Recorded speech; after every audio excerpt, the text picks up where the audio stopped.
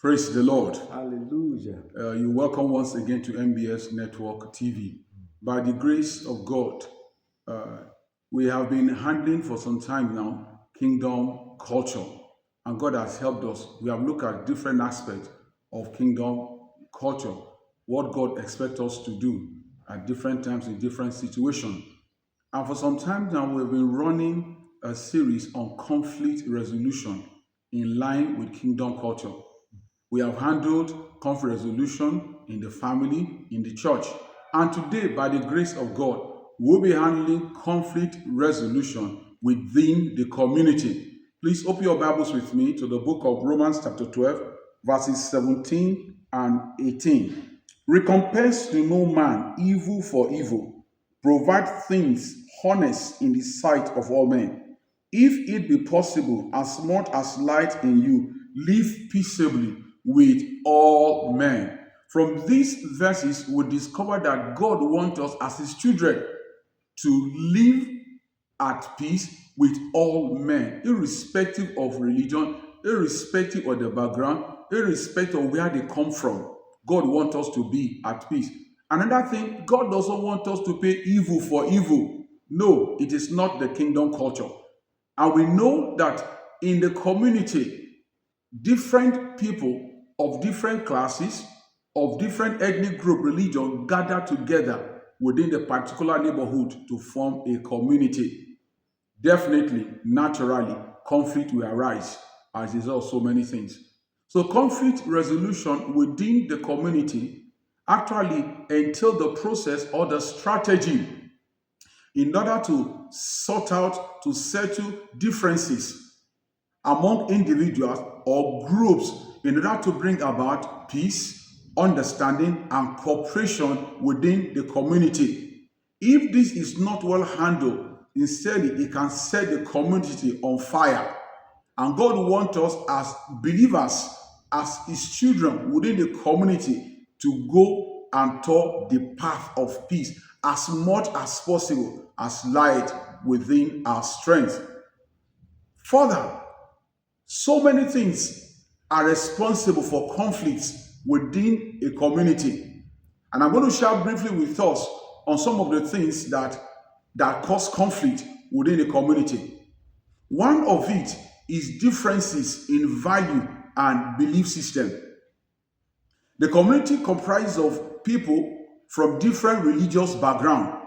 And you will agree with me that religion has come to play a serious role in the community and society at large. And if your religion is not well handled, it can set a community on fire. It's not by force that I practice for religion, like it's being done in some quarters, in some places, especially in northern Nigeria, where a particular group believe that everyone should align with their belief system. Everyone should follow what they are also following. And if you don't, it's either they kill, they maim, they kidnap, or do all manner of evil in the name of religion. It ought not to be so. Religion is personal. Your belief towards God is personal, and it should be treated like that. There's no need forcing and coercing people to follow your belief system. This has brought about confusion all over the world. So the issue of religion must be handled with all carefulness within the community where we live. We should learn to tolerate one another. We should learn to relate one another first as human beings before we talk about religion. We should stop reading religion to gain advantage over other people. It is not correct, and it is not the will of God. So this particular issue, religion, must be well handled in community. Otherwise, sincerely, to live in peace will become very difficult. Another one that causes conflict within the community is the issue of political interests. It is said that every human being is a political being. We all have politics inside of us. And will agree with me, wherever 2 or 3 persons are gathered, politics plays out. But what kind of politics do we play? Is it good politics or dirty politics? But in a community where politics is not well handled, where we don't do things the way we should do, where we use different skills and different weights within a particular community in dealing with people is going to be a problem. You tend to give soft landing to some people and hard landing to others committing the same crime. No, it is not good. We should not do that. It will bring about division and separation within community. Politics must be done correctly. Politics must be based on fairness, on truthfulness, on righteousness. We must learn to do things the way it should be done, irrespective of who is affected.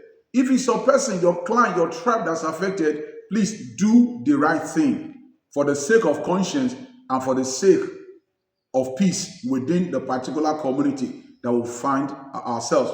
Another thing that causes conflict within the community is misrepresentation or interpretation of words and action.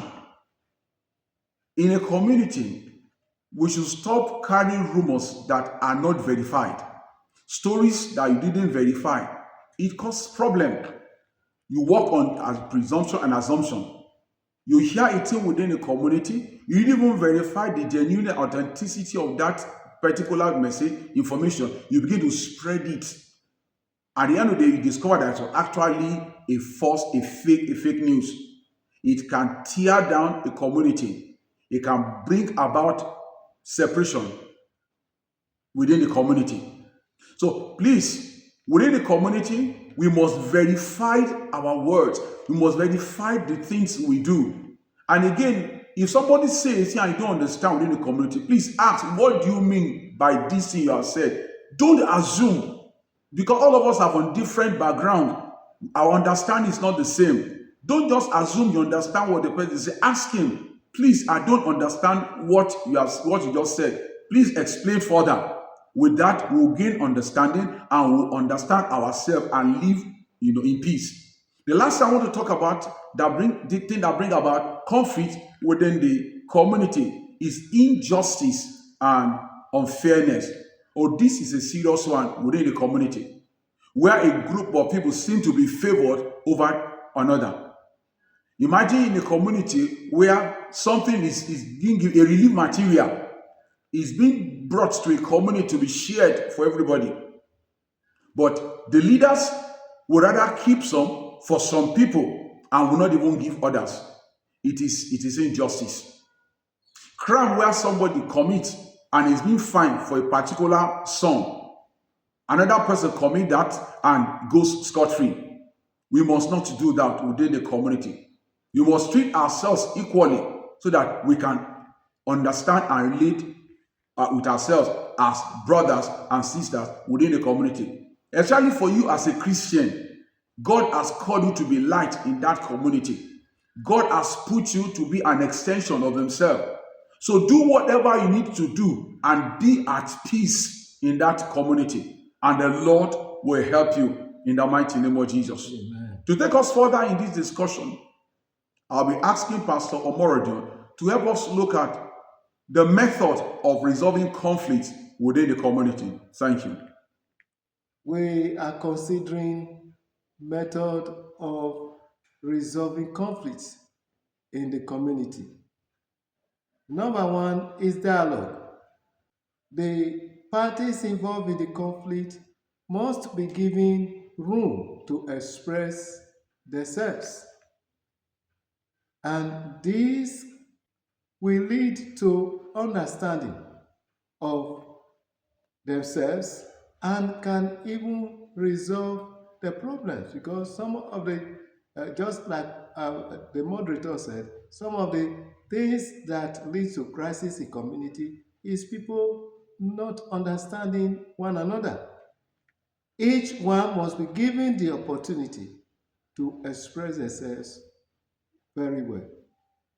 Secondly, is mediation. Leaders like elders in the community, respected political leaders that are honest, and community heads and all that should be able to come in and act as neutral people and be able to bring the two sides to a point of agreement. Thirdly, is reconciliation.